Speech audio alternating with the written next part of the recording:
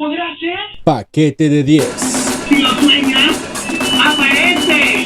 ¡Wow! Temporada 9. Hola, soy Goku. Paquete de 10. Un podcast que tiene ¿Qué pasa, cariño? ¿Le pusiste queso extra al taco? Paquete de 10. Temporada 9. las mejores historias, los mejores personajes. Toma polvo de Adán y ponlo en tu nariz.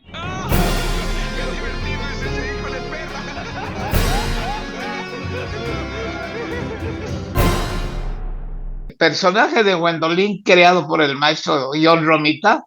Yo en lo personal me enamoré del personaje, me enamoré de Gwendolyn y al hacer la historieta del casamiento de Peter Parker y Gwendolyn, de alguna manera me estaba yo casando con ella. Ah, qué chido. En una ocasión que llegué a la empresa a entregar mi trabajo, luego me dice, ¿sabe qué? Los gerentes de la empresa quieren hablar con usted. Okay. Para mí fue muy sorprendente, ¿no? Porque yo dije, bueno, pues, ¿qué hice, no? Yo me imagino. Sí. ¿Qué hice de malo? No sé. Me indicaron que hiciera las muestras y además me invitaron a que los acompañara a la Marvel porque iban a solicitar la licencia para poder publicar material del Hombre Araña hecho en México. Empezando con que el primer fanático del Hombre Araña en México creo que fui yo. Exacto. Pero un dibujante de historietas debe de sentir el personaje, debe de meterse dentro del personaje, debe uno de actuar dentro del dibujo como si uno fuera el personaje. Eso para mí fue muy importante descubrirlo, porque al mismo tiempo lo fui sintiendo, porque para poder transmitir una historia ficticia y que el público la crea realidad, uno mismo debe empezar por creerla. Claro. Y al dibujarla, uno está dando esa intención.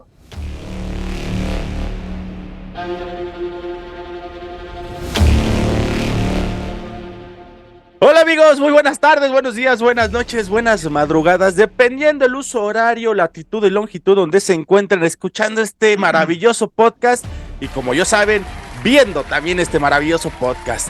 En esta ocasión vengo especialmente emocionado porque tenemos a un primerizo aquí en lo que son las redes sociales, el streaming y todo este maravilloso faramaya de mundo. Soy su amigo Mike Ismael Salazar.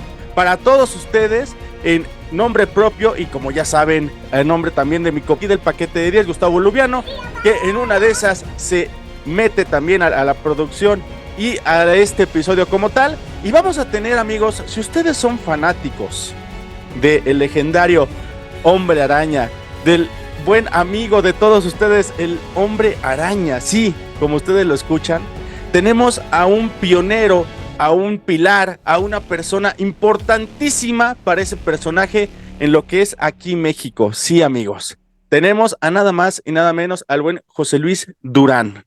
José Luis Durán, que es el primer dibujante de lo que es el Hombre Araña aquí en México. José Luis, ¿cómo estás? Bienvenido al paquete de 10. Pues muy buenos días a todos los que nos escuchan.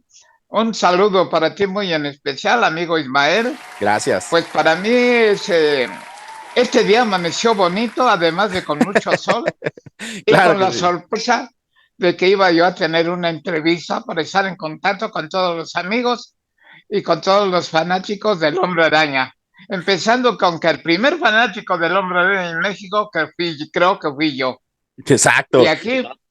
Y aquí amigos, estamos. por esta portada es por la que el buen José Luis Durán se volvió el pionero del Hombre Araña. Pero a ver, vámonos por partes, mi querido Luis.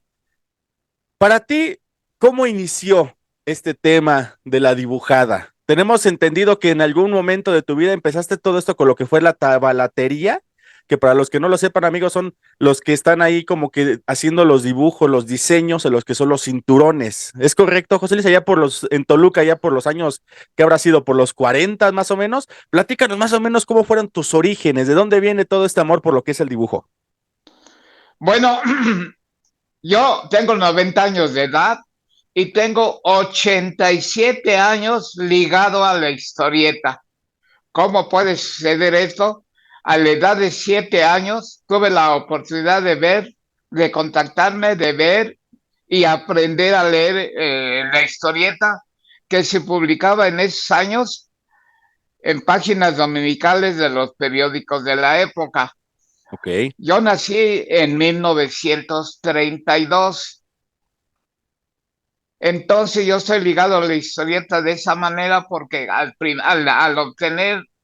la oportunidad de leer la historieta por medio de las páginas dominicales, para mí fue algo realmente sorprendente. Nunca me imaginé que pudiera existir esa forma gráfica de expresar historias. Para mí fue algo alucinante y creo que ahí es donde nació mi idea de algún día poder lograr hacer lo mismo que los maestros de esa época, los grandes maestros pioneros de la historieta mexicana, que debo decir que cuando yo los leí, ellos también eran jóvenes, pero yo los empecé a leer a la edad de 7 años. Y lo más importante para mí fue que al estar ya dentro del medio de la historieta, tuve la oportunidad de conocer casi al 90% de los dibujantes y pioneros de la historieta mexicana.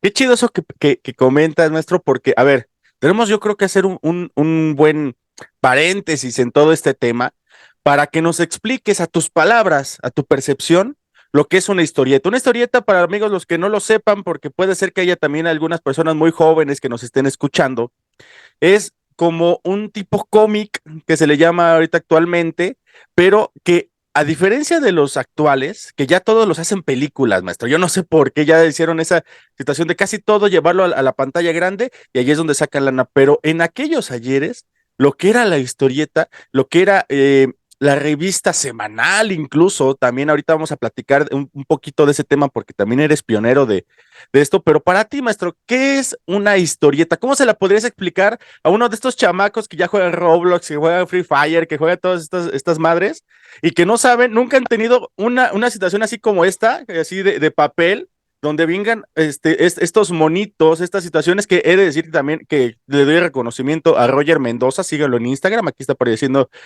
sus redes sociales, para que puedan ver toda la colección que tiene este cuate, está muy cabrona y él me prestó para este episodio en específico, pero maestro, ¿qué es una historieta? ¿Cómo la podrías resumir tú? Voy a empezar con que en la época que se publicó la historieta en México, todos le llamaban los monitos o los Los bonitos. muñequitos, Sí, porque no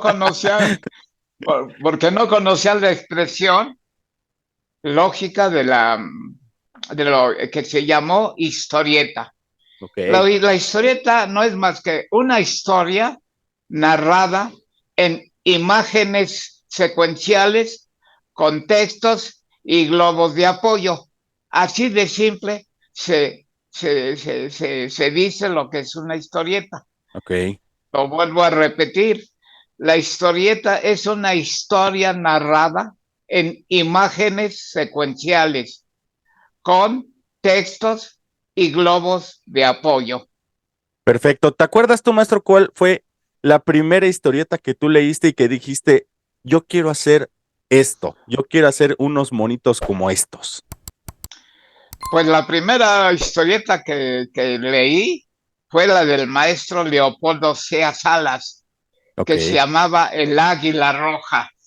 Fue lo primero que cayó en mis manos gracias a mi padrino que llegó un domingo a casa y me dice, mira Pepín lo que te traigo.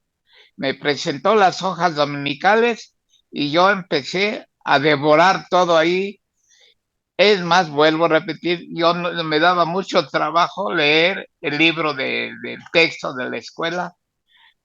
Yo creo que el deseo de saber qué desean los monitos, pues casi tuve ahora sí, no sé cómo decirlo, pero yo aprendí a leer en la sea, historieta. era como que más Lo, sencillo, ¿no, maestro? Y eso es un buen tip, amigos que nos escuchan.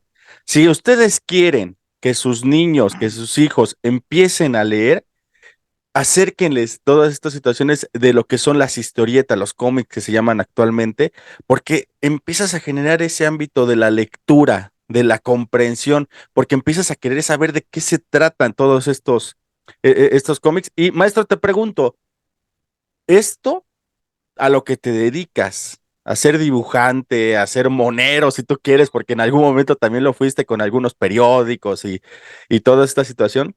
¿Lo estudiaste? ¿Llegó algún momento que estudiaste todo esto o fue como que lo fuiste aprendiendo Pues o fuiste practicando? ¿Cómo fue?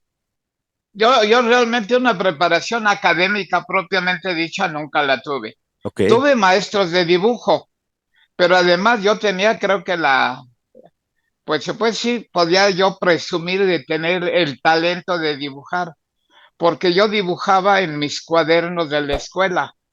Además, en mi época, nuestros cuadernos teníamos que ilustrarlos nosotros mismos. No ah, qué había chido. como luego se vino a presentar que ya ves que hay que comprar en la papelería las estampas que luego uno pegaba. Ujú. En mi época todo lo teníamos que dibujar, sobre todo en la libreta de historia, en la libreta de geografía, teníamos que dibujar los mapas, teníamos que dibujar a Cuauhtémoc. Todo eso me ayudó y además creo que yo tenía, pues si no el talento, por lo menos tenía yo el gusto de dibujar. Me gustaba mucho dibujar y cuando ya tuve la oportunidad de conocer este material de la historieta, me dedicaba yo a copiar todo lo que caía en mis manos. Todo lo copiaba Bien, yo en mis libretas de la escuela. de acuerdo. No, bueno, me parece excelente. Fíjate, nosotros lanzamos una dinámica aquí en las redes sociales del paquete de 10 y nos llegaron algunas preguntas que, si tú me lo permites, te voy a hacer. Aquí tenemos una de Alejandro que dice que cómo conseguiste tu primera oportunidad en la editorial. Trabajaste, entiendo, para varias editoriales y también me gustaría que platicáramos, si me lo permites de una vez, el tema de lo que fue la situación de los luchadores, que fue una gran, pues un gran mercado exclusivo, prácticamente me atrevería a decir, de aquí de México. ¿Cómo fue esto, maestro? ¿Cómo llegaste tú? ¿Cómo te dieron tu primera oportunidad para empezar a hacer los trazos que te hicieron tan famosos y que ahorita vamos a llegar al tema que te internacionalizaron? ¿Cómo estuvo? A ver, platícanos. Pues mira, mi primera oportunidad que tuve yo como aprendiz de dibujante fue para aprender a dibujar para dibujo publicitario. Ok. Una oportunidad que me llegó de la Ciudad de México. Entonces yo fui como aprendiz a esa empresa, me aceptaron porque vieron que creo que tenía cierta capacidad para dibujar. Entonces me dieron la oportunidad como aprendiz. Pero yo entre mis ratos de ocio siempre estaba yo dibujando, copiando de las revistas. En aquella época las revistas tenían una página dedicada al lector, donde uno podía mandar los dibujos y se los publicaban a uno. Ah, qué chido. Dibujo, dibujo publicado era premiado en efectivo, ¿no? En mi Ujú, época, en aquella época, el efectivo que pagaban era 15 pesos por dibujo publicado. ujú. Entonces, como te digo, a mí en mis manos caían muchas revistas, entre ellas Adelita y Santo el Enmascarado de Plata. Había una revista que se llamaba Piel Canela. Te estoy hablando del año de 1953. Yo siempre andaba mandando dibujos a todas las revistas, más que nada por el interés de haber publicado mi dibujo. Claro que al recibir un premio en metálico, pues también era muy bonito, ¿no? Sin embargo, en esta revista que se llamaba Piel Canela, Ujú. del maestro del editorial Manuel del Valle. Desde luego ese editorial pues ya desapareció hace muchos años. Sin embargo, yo mandé mi dibujo y yo, sorpresa, lo vi publicado. Me dije, Qué estaba chido. ahí premiado 15 pesos. Nunca me llegó el premio, Ah, sí. nunca me... No manches. pero pero en vez del premio me llegó la oportunidad, me ofrecieron que fuera a trabajar a la empresa. Ok. Entonces, voy a mostrar el dibujo que envié. ¿Se ve? Sí, sí se ve. Por aquí Órale, está el está título. piel canela. Y Ajá. amigos, para los que nos escuchan, ese es el primer dibujo que mandaste, ¿no, maestro? Con el que te dieron así una de las grandes oportunidades. Es una señorita prácticamente desnuda con un dragón de fondo. Está muy chido, está súper genial. Y este dibujo, ¿cuál dirías que fue la puerta que te abrió como tal?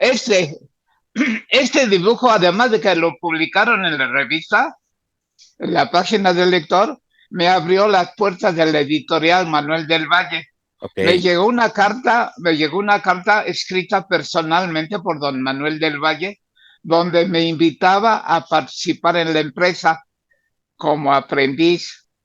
Entonces, yo agradezco realmente el que me hayan dado la oportunidad por medio de ese dibujo, que se puede notar que tiene todas las fallas del mundo, pero fue, pero fue un dibujo de las prácticas que yo hacía. Ok, ok. Yo Ese ya dibujo como llegué, tal, maestro, lo copiaste, lo imaginaste, o qué onda con ese dibujo? ¿De dónde te inspiraste para poder dibujar algo así? pues la verdad, esta figura la tomé de una fotografía, la de la chica. Ok, El personaje que aparece aquí, pues es el personaje que copié de la revista. El personaje en sí era un muchacho que se llamaba Piel Canela. ok. Entonces, pues la imaginación también actúa, ¿no? Adaptando varios dibujos, hice este de fotografía.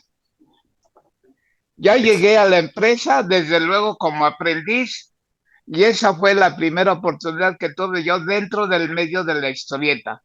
Yo duré ahí colaborando como ayudante de los maestros que ya estaban ahí en la empresa. Ujú. Ya había ahí varios dibujantes profesionales, ¿no? Puedo mencionar a Roberto Ávila, Eduardo Ferrer, Otón Luna, Pedro, se me fue el nombre ahorita, pero ya había varios dibujantes que trabajaban para la empresa, que publicaban varios personajes. Ya Oye, eran maestro, a ver, dibujantes. me gustaría preguntarte en ese punto en específico de tu historia. Yo Sí. siempre he tenido la perspectiva, la idea. Yo soy un simplón, ¿no? La neta, yo soy muy güey en muchas cosas y soy muy imaginativo y pendejo, si tú me lo permites. ¿Cómo era la sala de dibujantes? Yo tengo la idea que en una sala de dibujantes, como en todos lados, somos muy cábulas y nos la pasamos echando desmadre, nos la pasamos echando relajo.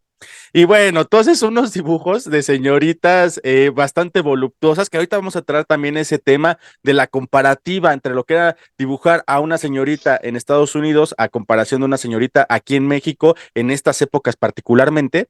Pero platícame el día a día con los dibujantes de ahí de donde estabas trabajando. Sí, también eran cábulas, sí, también se ponían así de que pues, dibujaban a la señorita Ah, desnuda, valiendo madre, o el güey acá con un pinche penezote acá, bueno, titánico. ¿Cómo era? A ver, platícanos. bueno, como cuates todos nos llevábamos bien, ¿no? Ujú. Desde luego, a mí como ayudante me cargaban un poco la mano y como soy bajo de estatura, también no me bajaban de chaparro y todo eso, pero Ok. eran muy cábulas y todo, entre todos era un cuatismo, ¿no? Nos llevábamos bien, pero lógico, como ayudante, pues a veces me cargaban la mano, todo eso, pero eso forma parte del medio, ¿no? Pero sí se Eh, hacen así dibujos bromeándose, así de que te dibujan a ti, no sé, con una chava, cosas así por el estilo. O sea, sí, sí hacen eso también, porque digo, yo, eso es lo que yo haría si estuviera en una sala de dibujantes ahí molestando a otras personas, la bueno, neta. bueno, realmente la cosa la tenía que tomar en serio, Ok, porque había que hacer entregas semanales. Había que hacer, digamos, por ejemplo, cada dibujante tenía que hacer una entrega de 5 cartones al día. Cada ¿Qué es un revista, cartón? ¿Qué es un cartón? ¿Cuántos dibujos van en un cartón? el cartón, bueno, se le llama cartón al dibujo original, Ok, que después se convierte en página cuando se publica. El nombre donde uno dibuja es cartón. ok. Cartón uno, cartón 2, cartón 3. Para seguir la secuencia se le llama cartón. Ok. Entonces, teníamos que hacer entregas semanales de 32 páginas. La cuestión es que pues, sí nos permitía cotorrear un poco ahí el punto, ¿no? Pero ahí como profesionales de la historieta se tenía que, apenas nos daba tiempo, no te creas, Ok. 8 horas diarias teníamos que acudir a la empresa. Normalmente un dibujante de historietas, como fue mi caso, todo ese trabajo se puede hacer en la casa de uno, pero a no acudir a ninguna oficina, simplemente en la casa de uno, en su propio estudio, puede uno realizar el trabajo. Sin embargo, en esta empresa todos los dibujantes acudían a la oficina, que era una oficina pequeña, no era una gran editorial, porque Ujú. se puede decir que esta editorial se contaba entre las pioneras, porque estoy hablando del año de 1953. En Wow. aquella época, pues existía censura en los dibujos, pues no podíamos dibujar una mujer desnuda porque era censurada. Había mucha censura en esa época y nos limitábamos, pues, perdón, Ujú. tanto al guión. Además, pues en esa época la historieta mexicana era más bien dirigida al público en general y sobre todo era pues familiar. La podía leer todo público en aquella época. Ok. Había historietas de todo tipo, porque la historieta se divide en 4 géneros, como en el teatro, como en el cine. Hay Ujú. el género romántico, el género policíaco, el género de terror y el género de aventura. Así Ok. se caracteriza pues la historieta. ¿Y a ti cuál te gusta más, maestro, de esos géneros? Pues yo tuve que aprender a dominar los 4 géneros, porque no nomás me daban un en exclusivo. Ok. Pero a mí de manera particular, el género que más me gusta es el género del terror. Me gusta mucho ese género, pero tanto el género de aventura y todo eso, pues lo tiene uno que hacer, porque cuando uno llega a la empresa, entrega uno el material que va uno a llevar, que lleva uno, lo entrega y le dan uno pues lo que hay en ese momento. No era yo, digamos, ninguno era exclusivo de tal género, Ok. pero tanto hacía yo romántico como de aventura, como de terror, como policíaco. Yo tenía que aprender, tuve que aprender a dominar los 4 géneros para poderlos realizar, pues digamos de la manera más satisfactoria, tanto para mí como para el editor. Eso es algo bien chido que estás comentando, maestro, porque eh, eso que dijiste de que te gustara. Eso se me hace importantísimo porque es lo que te va dando en un momento dado, yo creo, como tu perfil, tu diferenciador que te llevó hasta los lugares que te llevó y ahorita los vamos a platicar. Pero me manda también una pregunta. Jesús me manda un mensaje diciéndome que te preguntara acerca de lo que son las inteligencias artificiales. En este momento, amigos, estoy poniendo aquí para que ustedes puedan ver algunos dibujos con inteligencia artificial que traté de hacer de aquí del Dino del paquete de 10. La neta, luego los hacen con 3 piernas, o sea, tú haces una descripción detallada del dibujo que quieres hacer a programas como Discord o cuestiones por el estilo, y te sacan un dibujo ya hecho, y eso ya lo vas publicando tú en tus redes sociales. Hay cuestiones artísticas muy padres que se ven muy bien, pero no se va a comparar jamás con lo que es el gusto, la imaginación y el toque que hace un artista como tú. Maestro, ¿qué opinión te merecen lo que son las nuevas inteligencias artificiales que crees tú en algún momento puedan suplantar lo que es el arte de tomar un lapicero y hacer un dibujo como tal? Pues como todo en este mundo evoluciona, las tecnologías van creciendo, va en aumento, tal vez por las exigencias de los tiempos, pero yo no soy muy enterado de las inteligencias artificiales, supongo yo que la computadora. Sí, En mi, digamos que son en, programas, pero sí, básicamente es eso. sí, yo realmente nunca he tenido contacto con la computadora, en primera por mi edad, que ya no veo bien, pero sí puedo, pues tal vez respetar el trabajo de los jóvenes que actualmente hacen su trabajo por ese medio. Sin embargo, en mi época había elementos para participar en la creación de una historieta. Básicamente, este tipo de trabajo lo puede hacer una sola persona. Una sola persona puede escribir la historia, puede hacer el trazo, puede hacer el entintado. De hecho, puede hacerlo todo. Sin embargo, cuando ya la historieta se industrializó, se empezaron a hacer equipos. Había los escritores, guionistas o argumentistas que hacían la historieta, que hacían la historia escrita. Nosotros nos teníamos que basar en lo que escribía precisamente la persona que hacía la historia. El historietista, el escritor escribía el texto, los globos, y luego abajo nos decía dibujar esta escena así, así, así, así. Nos daba la indicación para dibujar la escena.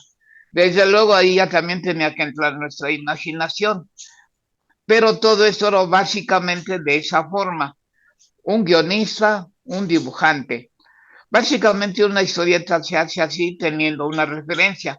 Pero uno también como historietista puede uno escribir la historia. Un dibujo de historieta se hace cuadro por cuadro, que es Ujú. lo que se llama la página. Tiene dos cuadros, uno de los actualmente le llaman viñetas, pero yo me refiero a mi época que llamaban cuadros.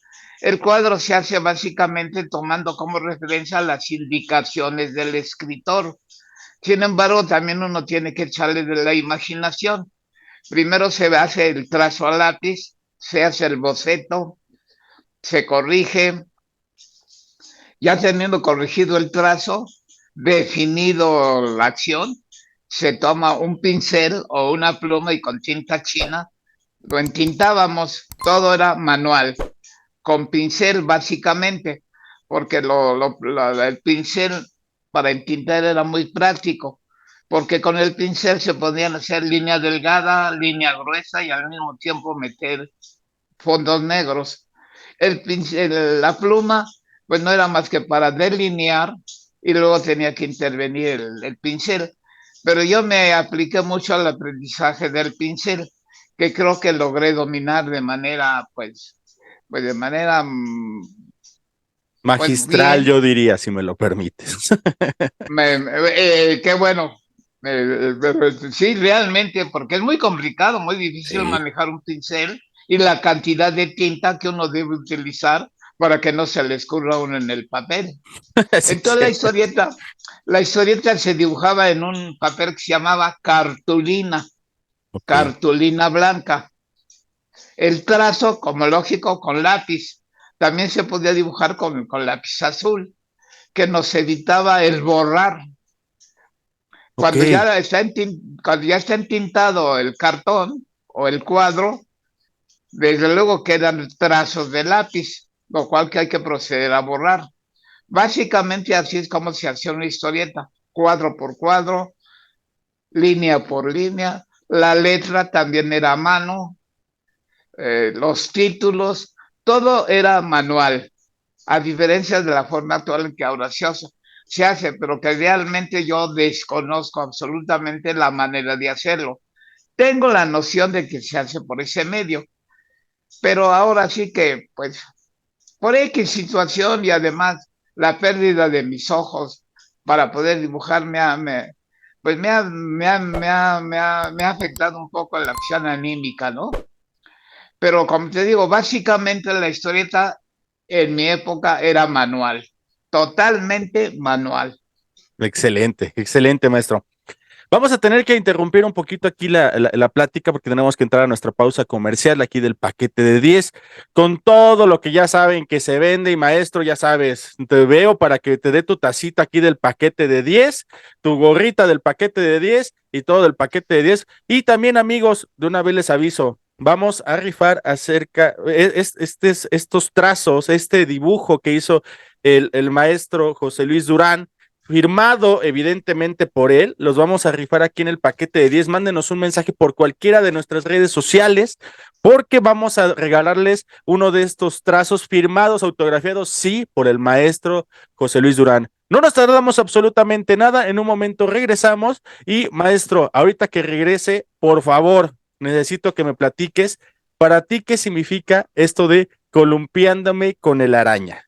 Ahorita que regresemos de la pausa. Esto es Paquete de 10, yo soy Mike, no nos tardamos nada, ahorita venimos. Hola, ¿qué tal, Paquete Lovers? Vengo a traerles algo que está muy chingón y es lo siguiente. Vengo a traerles todo lo que es la nueva galería de Paquete de 10. Ya sean tus gorras, tus tazas, tu termo del Paquete de 10, que está muy chingón, por cierto, o todo lo que quieras. Y muy en especial, ahorita que está haciendo los días de frío, vengo a traerte la sudadera del Paquete de 10, ya sea color amarilla o color negra. La neta están muy chingonas, están muy bien hechas, están para que te la persina el frío. No se queden sin su sudadera del Paquete de 10, que ya nos quedan bien poquitas. Este stock está que se va. No se pierdan esta oportunidad de quedarse con una de estas sudaderas que son edición limitada. Ya no va a haber, ya no vamos a sacar más. Se acaban. Yo soy Mike, sigan viendo el episodio del Paquete de 10 y nos vemos en un momento. Bye.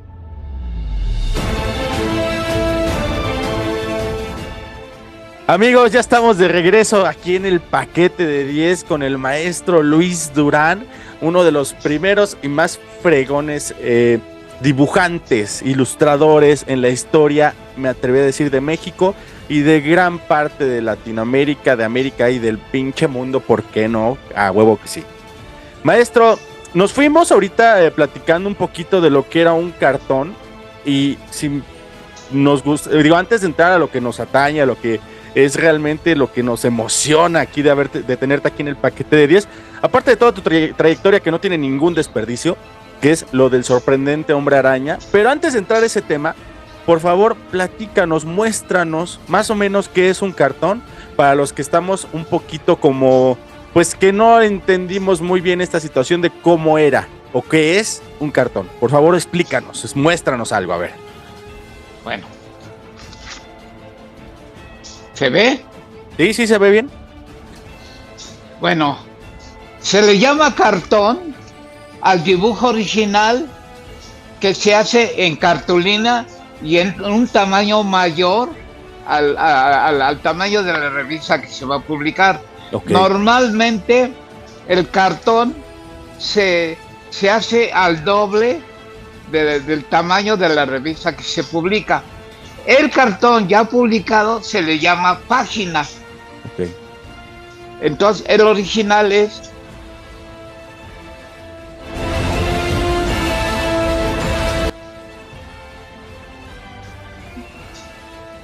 ok, bueno, para los que nos están escuchando, amigos, nos está mostrando en blanco y negro varias partes de historietas, de trazos que en algún momento hiciste. ¿Ese de qué cómic era, maestro? ¿De qué es esto que nos estás mostrando? Este es un personaje de mi creación que nunca se llegó a publicar. Es un superhéroe, desde luego, con las mismas características de los conocidos, ¿no? Pero con grandes diferencias. Y sobre todo con la idea de crear un superhéroe en México, ya que debo de comentar que en México, en la historieta, nunca tuvimos superhéroes. El único héroe de papel que tuvimos en la historieta mexicana fue un personaje real, fue un luchador que de las arenas de lucha brincó al cine y a la historieta. El personaje en cuestión es este. El santo, el enmascarado de plata. Claro. Oye, maestro, pero ¿el Gran Calimán no era superhéroe mexicano? Digo, no sé, la neta, perdón la ignorancia, pero no tengo idea. Pues propiamente como superhéroe no. Eran héroes. Héroes según la medida en lo que eran presentados, ¿no? Pero con la característica, por ejemplo, de Spider-Man nunca tuvimos un personaje. Tuvimos por ahí varios intentos de crear un personaje con las características de los que se realizaban en Estados Unidos. En mi época en que estuve yo en la prensa, se logró sacar un personaje que se llamaba Relámpago, el ser increíble, que tenía algunos poderes, inclusive podía volar, pero fue un personaje que no pasó a mayores. Por eso yo comento que los personajes de la historieta mexicana son héroes de papel, pero superhéroes, héroes, superhéroes realmente no tuvimos. A ver, ahora ya me intrigaste, Luis.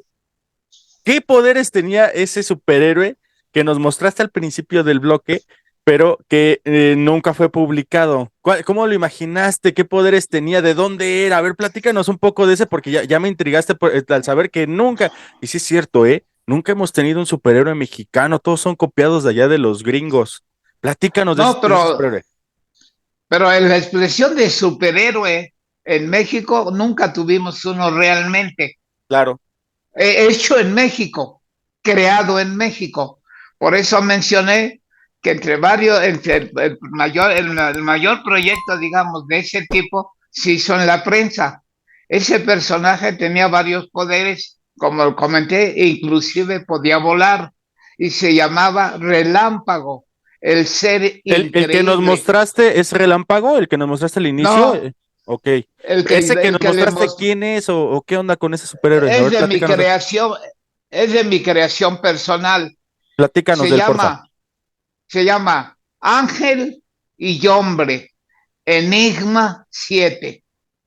Es un superhéroe que tiene precisamente 7 poderes. Por eso se llama Enigma 7. Los 7 poderes que tiene, pues son de alguna manera parecidos a los norteamericanos, pero con una gran diferencia. Este personaje era un personaje que se podía metamorfosear, cosa que no utilizaba una cabina telefónica o se andaba escondiendo para cambiar de personalidad. Él lo podía hacer de manera instantánea. Esa era la idea básica. Contando con que tenía visión de láser, podía volar, era muy fuerte. 7 poderes que ahorita pues ya más o menos ya se me olvidaron, ¿no? pero el nombre de este personaje se llama Ángel y Hombre, Enigma 7. Se llegó a publicar alguna parte como la que tengo aquí de muestra, pero no trascendió a mayores, porque los editores en México pues tienen sus propias ideas. Si yo tengo una idea propia y les parece buena, pues desgraciadamente luego nos las robaban. Entonces yo este personaje lo tuve que ir a registrar a derechos de autor para poder tener la seguridad de que nadie me lo pudiera robar. Pero entre los personajes que yo he creado y que se quedaron en el tintero, pues tengo bastantes. Este es el único superhéroe que yo pude crear, pero también tengo de luchadores, de detectives, personajes que nunca van a salir ya a la luz pública y menos a estas alturas, pero que que también ahora sí que uno como dibujante también tiene uno la idea de crear. Todos los dibujantes que yo conozco y que conocí tenían esa idea de crear personajes. Hubo un maestro que creó un personaje que se llamó el Hombre Mosca. Ya tiene muchos años, nunca llegó a trascender, pero pues la intención que uno tiene es también de crear, no nada más de dedicarse a dibujar lo que nos dicen, sino también uno tiene la intención. Claro que esta Sí. oportunidad de crear y dibujar lo propio fueron los pioneros de la historieta mexicana. Los pioneros creaban sus propios personajes, los dibujaban y luego los vendían. Pero cuando ya este medio de comunicación se convirtió en industria, los editores son los que decían lo que teníamos que dibujar en base a los 4 géneros que les acabo de mencionar. Ok. A ver, y ahorita que estás mencionando esto, quiero que nos remitamos, si me haces tu favor, allá por los años de 1963, entre 1960, y también entre 1969 y 1973, que según aquí lo que nos platican, la biografía compilada por Fernando Montes de Oca en esta edición especial de El sorprendente Hombre Araña, la número 128, pero también la número 123, quiero que nos platiques de ella, porque tengo entendido que esto que tengo aquí en mis manos fue algo que fue hecho exclusivamente para México y después fue enviado allá a los estudios de Marvel de allá de Nueva York y dijeron, a ver, ¿cómo que Peter Parker se va a casar, esta onda? ¿Cómo fue creado esto, maestro? ¿Cómo se te ocurrió hacer toda esta historieta? ¿Fue una situación tuya? ¿Con qué equipo estabas? Platícanos acerca y vamos a entrar de lleno, si te parece bien, de una vez al buen amigo de todos nosotros, el buen Spider-Man. ¿Cómo estuvo eso? ¿Qué es el sorprendente Hombre Araña para ti? ¿Qué onda? Bueno, básicamente yo me conecté con un maestro que conocí, con Manuel del Valle, y me conecté y me dio la oportunidad de ser ayudante. En el medio de la historieta, lo que se conoce por escenografía, en la historieta se le llama fondo. O sea, el maestro dibujaba toda la figura humana y yo me dedicaba a hacer toda la escenografía.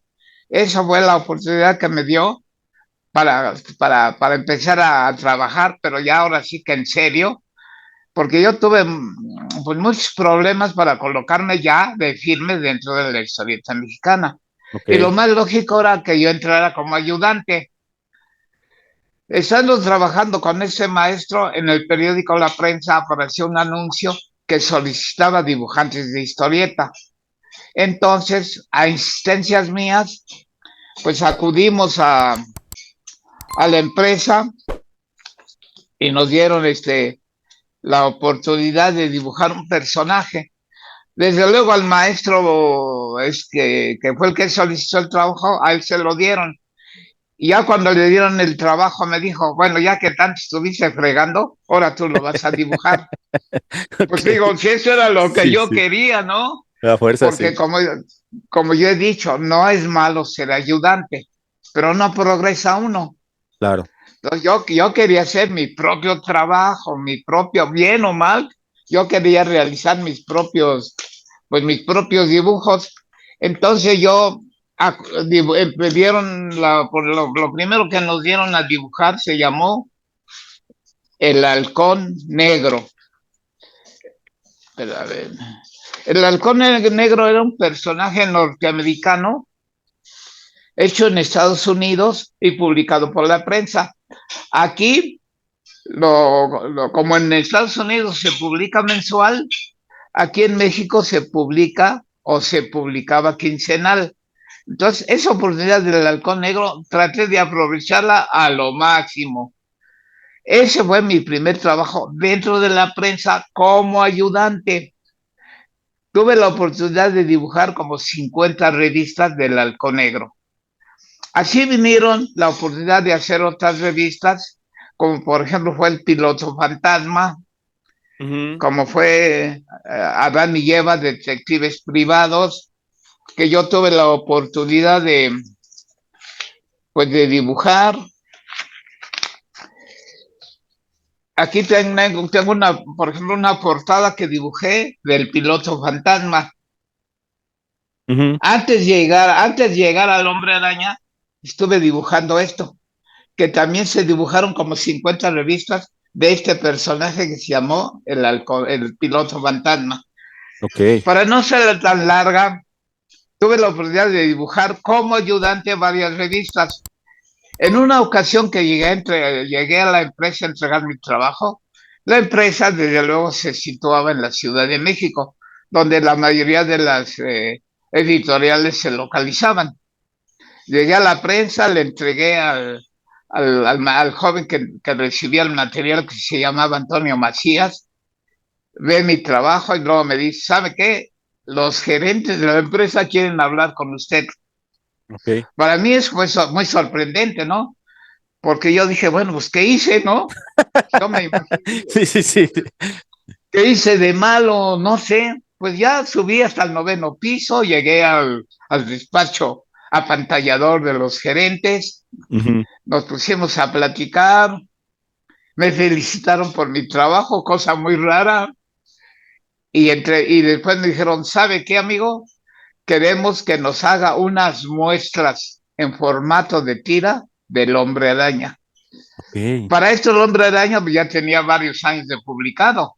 El Ujú. Hombre Araña se empezó a publicar en 1962 y a mí me hablaron en 1968. Me indicaron que hiciera las muestras y además me invitaron a que los acompañara a la Marvel porque iban a solicitar la licencia para poder publicar material del Hombre Araña hecho en México. Pues no pude ir por muchas circunstancias. La primera, que no tenía pasaporte. Ok. Entonces me falló conocer la empresa en Nueva York. La acción que yo entregué mi material lo más pronto posible, creo que a la semana entregué como 10 tiras. Llegué a la empresa, las vieron, me dijeron que estaban bien. Y yo, sorpresa, a los 15 días ya estaba yo iniciando el trabajo del dibujo del Hombre Araña. Ok. Desde luego, este fue en formato de tira. Para esto conté con el apoyo de un guionista. Este amigo en cuestión se llama Raúl Martínez González. Ujú. Era guionista en su época. Él me lo pusieron como guionista para dibujar el Hombre Araña. Entonces, al iniciar mi trabajo en tira y la historieta continuaba en página dominical a todo color. Más o menos así Claro que como al este. principio... ¿Mandé? Así como este, ¿no? Así, más o menos, ¿sí lo ves? Sí. Sí, Ok. la tira se publicaba en el periódico todos los días. Ok. Y la página dominical, como lo indica, era a toda la página del periódico, era que era tamaño tabloide, a Ok. color, y ahí continuaba la historieta. Entonces yo dibujé aproximadamente, sin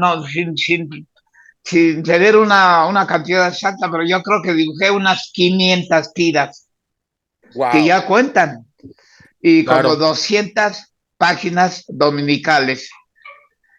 Para esto luego ya brinqué a la revista. Para esto al principio, pues claro, el guionista hacía las historias por su cuenta y riesgo, pero ya después yo intervenía con él, platicaba, tratábamos de crear entre los dos la próxima historia.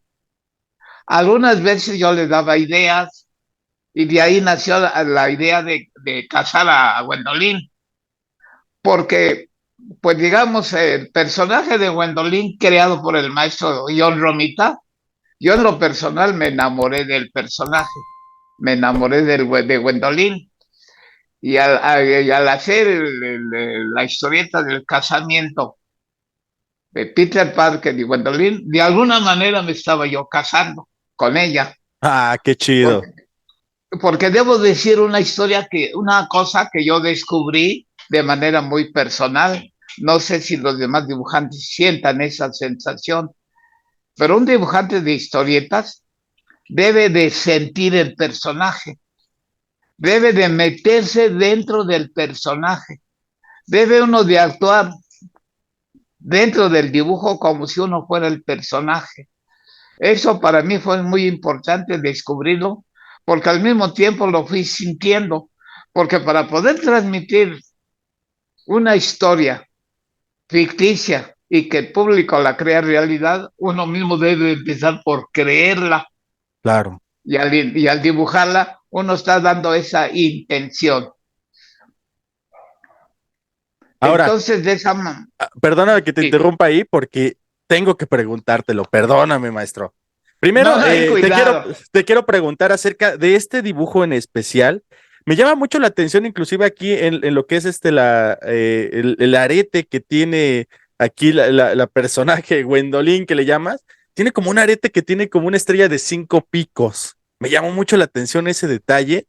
Pero también te quiero preguntar acerca de cómo empezaste a hacer un estilo y de dónde viene, porque muchos creen, los que te siguen, los que somos asidos y gustosos de tu trabajo, que hiciste un tanto erótico el tema de de dibujar a estos personajes, principalmente a las señoritas.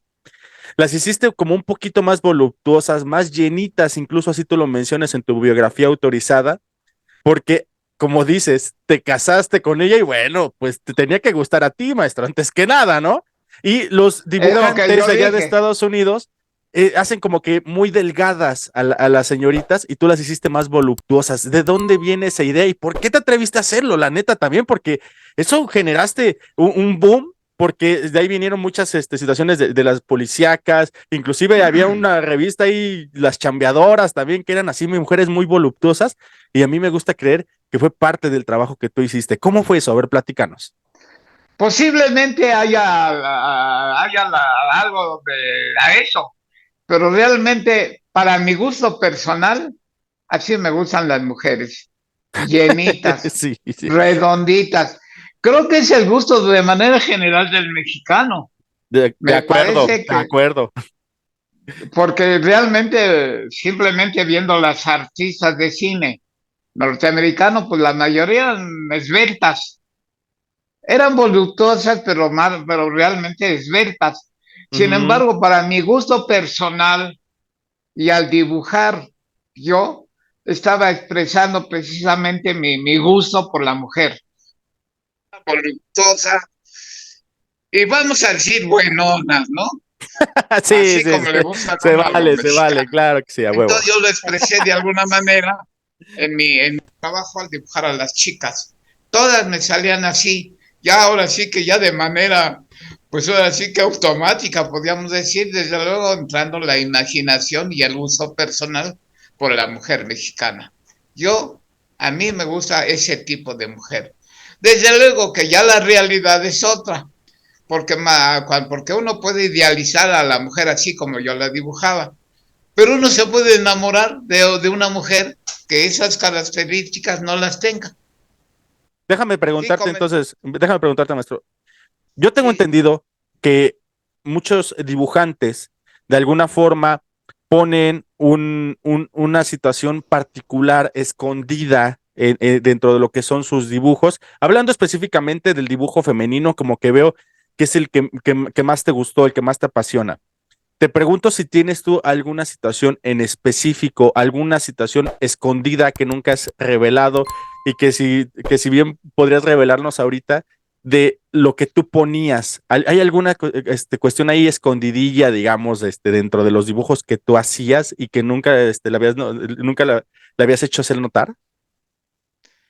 Pues creo que no tengo nada escondido, ¿no? Creo Ok. que realmente pues estaba yo expresando mi propia realidad al dibujar a las chicas, como te expresé hace rato. Ese es mi gusto de manera personal, como una idealización y además cuando yo veo una chica de esas características, pues digo, todavía me alboroto, pero, Ok. pero ya en la realidad he visto algunas mujeres que no reúnen las características que yo dibujo y sin embargo me atraen, porque la mujer pues no es igual, todas no pueden parecerse ni tener ese cuerpazo.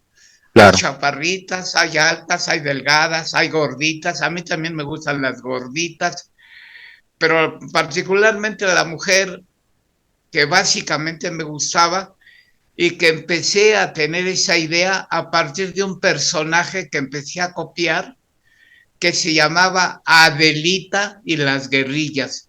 El personaje femenino era dibujado, por cierto, por una mujer, pero Ok. era de una forma muy voluptuosa. Yo empecé a copiar mucho y creo que de ahí también adquirí, además de mi gusto personal, adquirí de alguna manera la forma de dibujar de manera mayoritaria pues a todas las muchachas de esa manera. Ok. Sin embargo, llegó una época en que los editores también nos pedían que dibujáramos a las chicas voluptuosas porque era el atractivo visual, así le llamaban, el Ujú. atractivo visual. Sí, sí, sí. De manera general es que, pues a todos los dibujantes nos gustan las muchachas así llenitas. Todos los historietistas que yo conocí, pues así, pues, más o menos de manera igualitaria, nos gustaban dibujar a las mujeres. Ahora, en A cuanto ver, al aspecto de... perdón, Sí, maestro, perdóname, ahí tantito te tengo me gustaría también preguntarte para, digo, obviamente, pues esta situación de la visualización y el atractivo visual, eso me gustó mucho, que lo dijiste, porque sí, efectivamente, por eso fue tan popular toda esta época de lo que era la revista policíaca, las chambeadoras, que también te comentaba yo hace un ratito, que estaban todos ahí en donde te ibas a cortar el cabello, ahí tenían de ese tipo de revistas, muchas ahí recortadas y todo.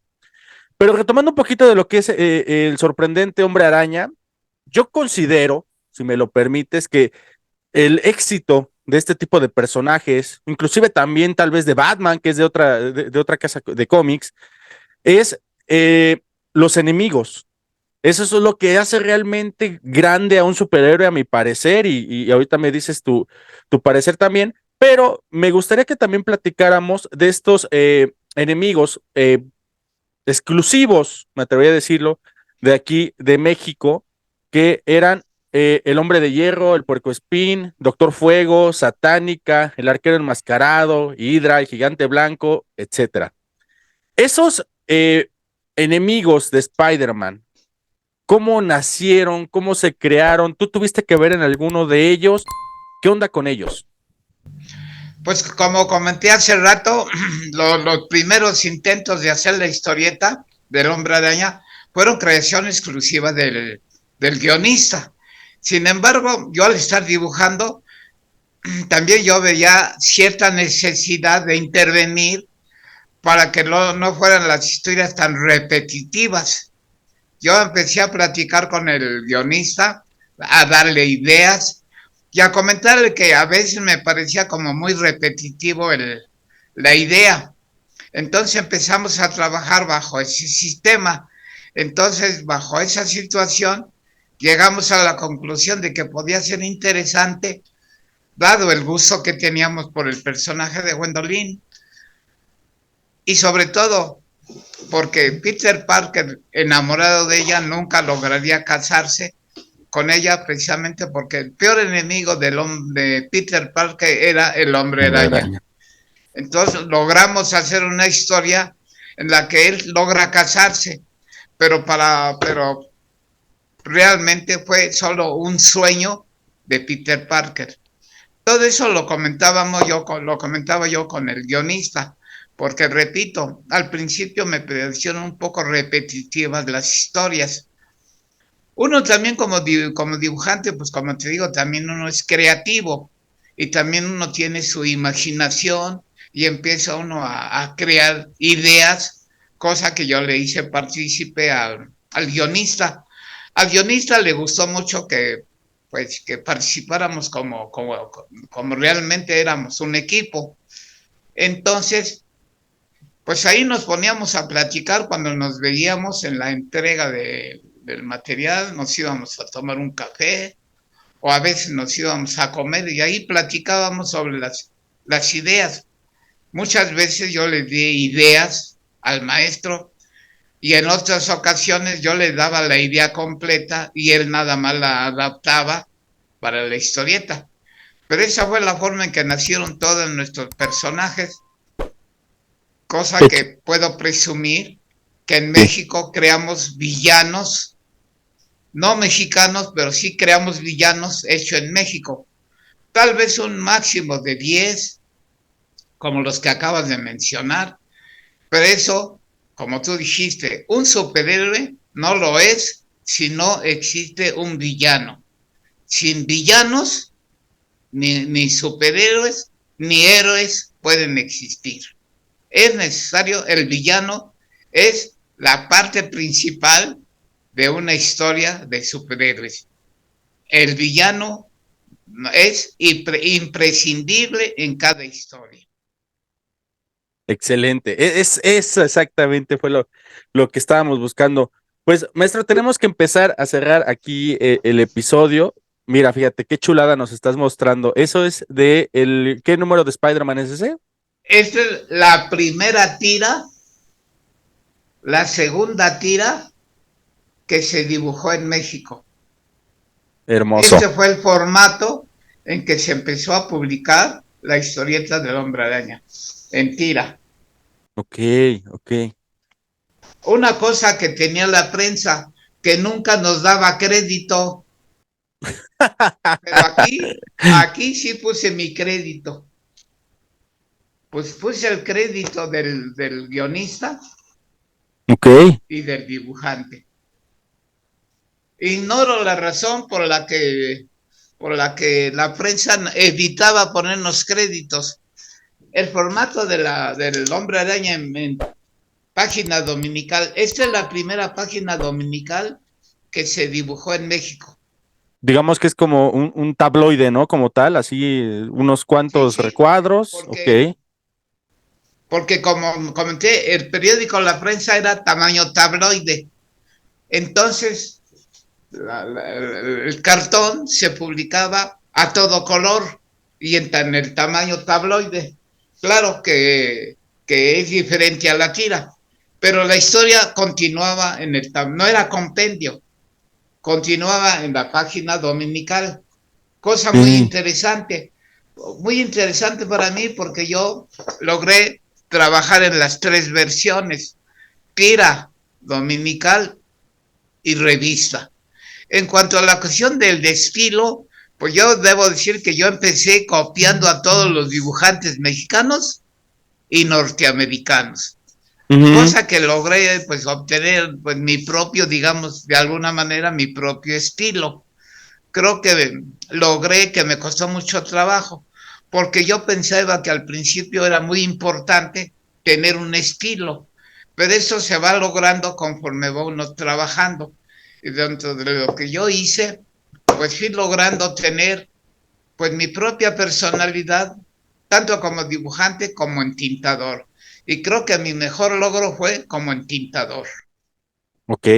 Justo eso te iba a preguntar. Me ganaste la pregunta, maestro. Pero a ver, para ir cerrando aquí el episodio, me gustaría, por favor, maestro, que nos platiques. Tú, si me lo permites, eres ya una leyenda, eres un encumbrado, eres una persona que logró lo que muy difícilmente va a poder lograr un mexicano, que es entrar en estos grandes anales de lo que es la historia de Marvel, haciendo cosas inclusive exclusivas de México y bueno, todo lo que ya sabemos de tu historia. Me gustaría preguntarte, tenemos muchos paquetilovers, amigos que nos escuchan aquí en el paquete de 10, que les gusta dibujar, que les gusta hacer moneros, incluso si todavía se permite ese ya tal vez arcaico forma de llamarles, que es a la gente que hace todos estos dibujitos y todo esto. ¿Qué le podría recomendar Luis Durán a toda esta nueva generación de dibujantes que van iniciando y que van teniéndose que enfrentar a lo que es la inteligencia artificial y todas estas cuestiones ya automatizadas para hacer los dibujos? ¿Qué les recomendarías tú, maestro, a todos estos jóvenes que nos escuchan acerca de cómo llegar a lograr ese éxito que tú, si me lo permites, ya tienes? Pues yo creo que la automatización le quita el elemento principal al dibujante, el hacer el trabajo de manera manual. La automatización, pues tal vez actualmente sea buena, ¿no? Porque así lo requiere tal vez la época moderna. Pero lo bonito, yo no me imagino al maestro Salvador Dalí, por ejemplo, pintando por medio de la computadora, ¿no? le quitaría mucho, mucho de realismo. Creo yo que el realismo en el dibujo se logra de manera manual. Para mí, lo principal es, pues, ponerse a practicar, si es posible, entrar a una escuela de dibujo y captar todo lo que nos enseñan los maestros. Pero yo, una de mis recomendaciones, cuando tuve la oportunidad de dar clases de historieta, es, primeramente, hacer caligrafía para darle soltura a la mano, porque la muñeca como que la tenemos muy apretada, ¿no? Entonces, hacer caligrafía Sí. nos da soltura, nos da agilidad. Eso por principio es lo que yo tuve que hacer para poder tener esa soltura y esa agilidad. Porque ponerse a dibujar 8 horas diarias, acaba uno muy cansado. Claro. Y entonces la mano también se endurece. Entonces, para quitarle esa dureza hay que hacer caligrafía. Pero lo más importante, creo yo, para lograr un dibujo realista es aprender a dibujar. Estudiar, aprender a dibujar. Yo les ponía a mis alumnos 4 situaciones o elementos que son básicos en la historieta. Primero, la observación. Todos miramos, pero no observamos. Entonces, la observación, no nada más en el dibujo, sino de manera, ahora sí que cotidiana, debe ser muy importante que seamos observadores. Pero para dedicarnos al dibujo es básico, la observación, la comprensión. La comprensión es decir, qué es lo que estamos viendo, qué formas tiene, qué definiciones podemos darle. Luego viene la memorización y luego viene la práctica. Con esos 4 elementos básicos uno puede lograr aprender a dibujar. Pero eso es muy importante que lo tengamos en la cabeza, que no se nos olvide. Y sobre todo que la práctica debe ser diaria. Cuando yo tuve la oportunidad de ir a una escuela como oyente, me recomendaron que siempre trajera yo una libreta y un lápiz para poderme dibujar todo lo que yo anduviera viendo y hacer apuntes,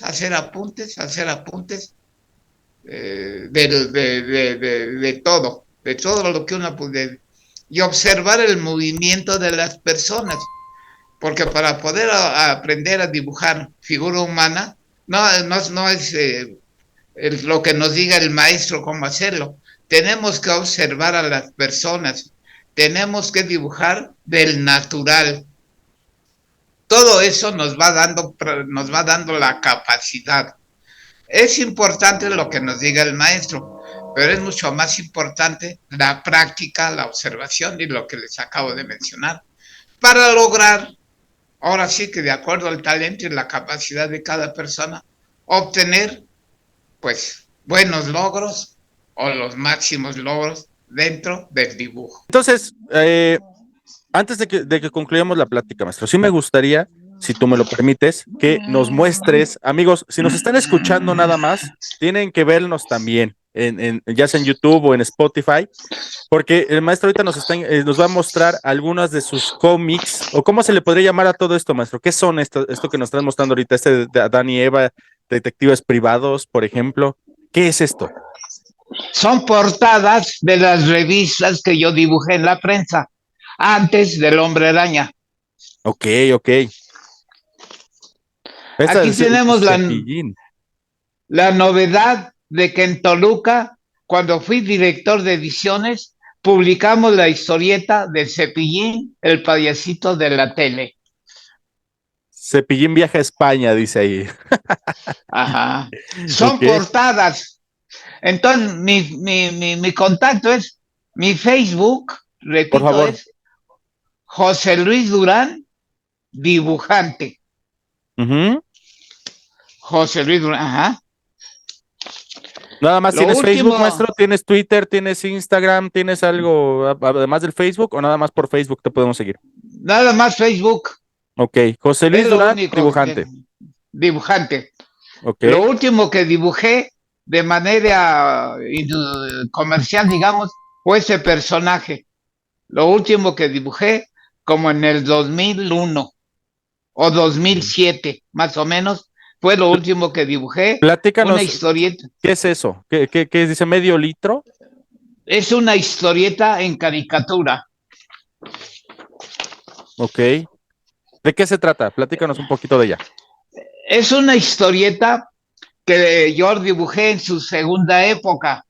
Este personaje de Medio Litro nació en 1940, creada por uno de los pioneros de la historieta mexicana que se llamaba Ramón Valdiosera.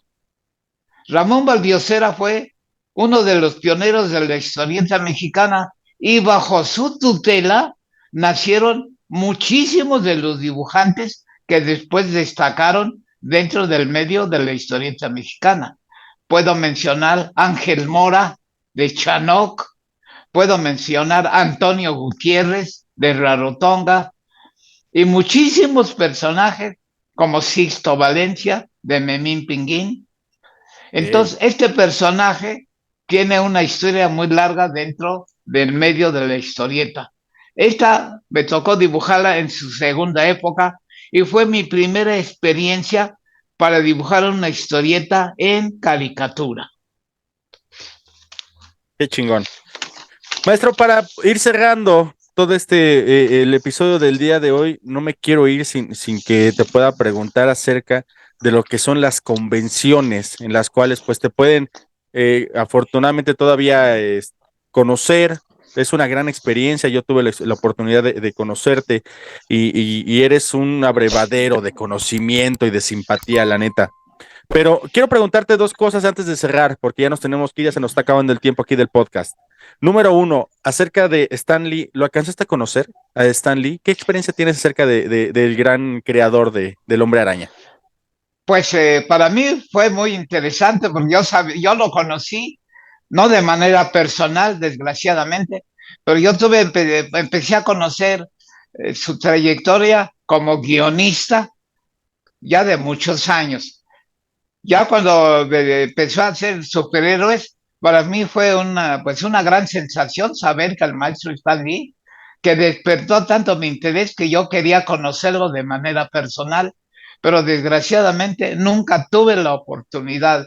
Y cuando él vino aquí a México, a una de los eventos, pues no tuve la oportunidad de ir y desgraciadamente me quedé con la necesidad de conocer y saludar al maestro Stan Lee. Lo llevo en mi memoria como un gran personaje y un gran escritor y creador dentro del medio de la historieta norteamericana.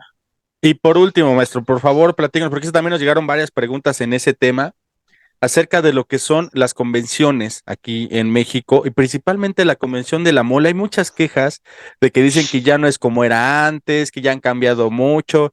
¿Qué experiencia tienes tú acerca de lo que es esta convención en específico tan popular aquí en México que es la mole? Pues la primera vez que tuve la oportunidad de participar, pues como es lógico, empezando, pues yo como pionero, si no como pionero, pero sí como presentador de mi trabajo, pues sí lo sentí un poco flojo, porque realmente apenas empezaba yo a ser reconocido como dibujante del Hombre Araña. Ya había algún antecedente, sin embargo, creo que propiamente ahí es donde me empecé a dar a conocer ante ante los amigos y los fans del cómic como creador, como dibujante de Spider-Man. Para mí fue una experiencia un poco pues como todo lo que uno principia, ¿no? Con cierta dificultad, con una situación no muy completa, digamos. Pero al paso del tiempo he ido adquiriendo experiencia y ya me siento parte de la mole. Creo que la mole sin mí ya no sería la mole. Perfecto, esa me gustó. Maestro, tenemos que cerrar el pod, se nos acabó el tiempo, carajo, la neta, eres un gran personaje, la neta, este tipo de episodios personalmente se los comparto amigos que nos escuchan, que nos ven, es este tipo de episodios los atesoro mucho. Me encantan este tipo de episodios con gente como tú, maestro, porque como te lo comentaba antes de cámaras, mi papá tenía la edad que tú tienes al momento de fallecer, que era 90 años, y platicar con alguien con toda la experiencia, con toda la sabiduría, con toda la belleza de persona, si me lo permites, como tú, es algo que atesoro muchísimo. Yo soy Ismael Salazar, Mike, aquí en nombre propio y de mi compañero de fórmula, Gustavo Lubiano, que esperemos que para el próximo episodio ya esté aquí con nosotros. José Luis Durán, muchísimas gracias por haber estado con el paquete de 10. ¿Qué le dirías para cerrar el episodio a toda la fanaticada que va a estar ferviente y muy, muy interesada en todas las enseñanzas que nos puedas dar? ¿Qué les puedes decir, maestro, para cerrar el episodio? Pues en primera mi agradecimiento por hacerme, convertirme en una persona, pues que creo que de alguna manera tengo una importancia dentro del medio de la historieta, pues mexicana. Pero básicamente gracias a él, a su apoyo de los fans del cómic, estoy en esta situación que yo llamo privilegiada, pero básicamente gracias a todos ellos. Gracias por su apoyo y espero que mi trabajo les siga gustando y siga yo contando con su apoyo. Y algo muy importante, si me lo permiten, nos vemos en la mole. Eso, nos vemos por allá. Maestro, muchísimas gracias. Este es el paquete de 10. Nos vemos. Bye.